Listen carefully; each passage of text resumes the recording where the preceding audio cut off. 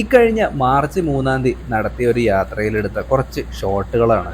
വണ്ടിയുടെ തൊട്ടടുത്ത് വരെ ആനകളെ നമുക്ക് കാണാനായിട്ട് കഴിഞ്ഞിട്ടുണ്ട്. എൻ്റെ ജീവിതത്തിൽ ആദ്യമായിട്ടാണ് ഇത്രയധികം ആനകളെ ഒരുമിച്ച് ഒരു ദിവസം കാണുന്നത്. ഇതിനു മുമ്പ് ആനക്കുളത്ത് പോയിട്ട് ഒരുപാട് ആനകളെ ഒരുമിച്ച് കണ്ടിട്ടുണ്ടെങ്കിലും ഒരു ദിവസം പോകുമ്പോഴും വരുമ്പോഴും, അതായത് ചാലക്കുടിയിൽ നിന്ന് മലക്കപ്പാറയിലേക്ക് പോകുമ്പോഴും തിരിച്ചു വരുമ്പോഴും ഇഷ്ടം പോലെ ആനകളെ നമ്മൾ കണ്ടിട്ടുണ്ടായിരുന്നു. ചാലക്കുടി KSRTC ബസ് സ്റ്റാൻഡിൽ നിന്നാണ് ഈ ഒരു യാത്ര തുടങ്ങിയിട്ടുണ്ടായിരുന്നത്. ഏകദേശം 12:30-ക്കാണ് അവിടെ നിന്ന് ബസ് എടുക്കുക.